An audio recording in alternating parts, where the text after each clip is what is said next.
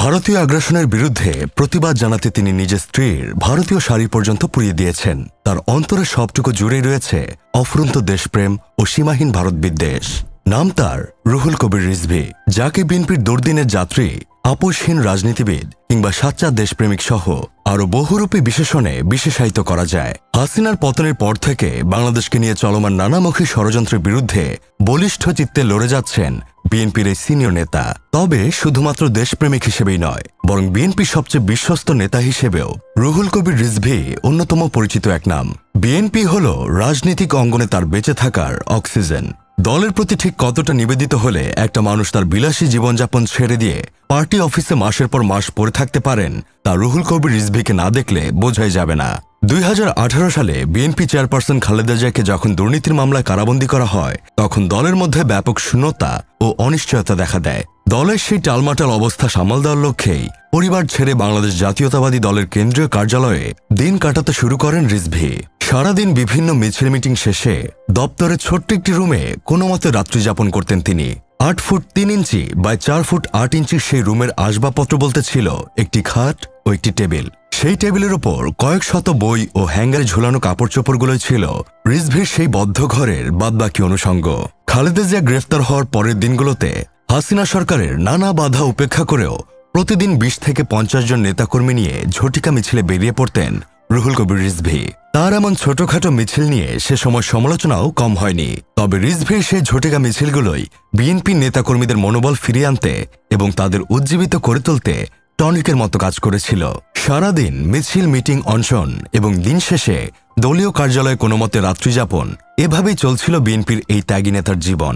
করোনাকালীন সময়ে খালেদা জিয়া তৎকালীন সরকারের নির্বাহী আদেশে বাসায় ফেরার আগ পর্যন্ত রিজভী পার্টি অফিস ছাড়েননি। খালেদা জিয়া বাড়ি ফেরার পরের দিন তিনি নিজের বাসায় ফিরেছিলেন। মূলত বিএনপির প্রতি রুহুল কবির রিজভীর সীমাহীন ভালোবাসা শুরুটা হয়েছিল ছাত্রজীবন থেকেই। কুড়িগ্রাম থেকে উঠে আসা এই রাজনীতিবিদ উচ্চ মাধ্যমিক সম্পন্ন করার পর থেকেই রাজনীতির প্রতি আগ্রহী হয়ে উঠেছিলেন। শুরুর দিকে তিনি বামপন্থী রাজনীতিতে ঝুঁকে পড়েন। বিপ্লবী ছাত্র ইউনিয়ন নামের একটি বামপন্থী ছাত্র সংগঠনে যুক্ত হওয়ার মাধ্যমে রাজনীতিতে তার হাতেখড়ি হয়। রাজশাহী সরকারি কলেজে অধ্যয়নকালীন সময়ে তিনি সংগঠনটির সাধারণ সম্পাদক হিসেবে দায়িত্ব পালন করেছেন। পরবর্তীতে বাংলাদেশ জাতীয়তাবাদী ছাত্রদল প্রতিষ্ঠা হওয়ার পর তিনি বিপ্লবী ছাত্র ইউনিয়ন ছেড়ে ছাত্রদলে নাম লেখান। রাজশাহী সরকারি কলেজ হতে উচ্চ মাধ্যমিক সম্পন্ন করার পর রিজভী ভর্তি হয়ে যান রাজশাহী বিশ্ববিদ্যালয়ের আইন বিভাগে।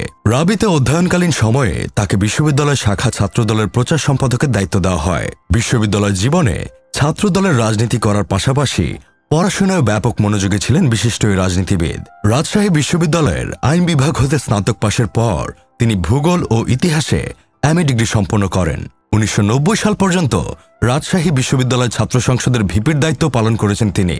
1990 সালে এরশাদ সরকারের আমলে স্বৈরাচার বিরোধী আন্দোলনে ছাত্রদলের হয়ে সামনের সারিতে থেকে নেতৃত্ব দিয়েছিলেন রুহুল কবির রিজভী। আন্দোলনরত অবস্থায় রাজশাহী রেলওয়ে স্টেশনে বিদ্ধও হয়েছিলেন তিনি, যার ফলে তার খাদ্যনালী ব্যাপক ক্ষতিগ্রস্ত হয় এবং সেখান থেকেই তার নানা ধরনের শারীরিক সমস্যার সূত্রপাত হয়। তবে এরপরও তিনি রাজনীতি থেকে দূরে সরে যাননি।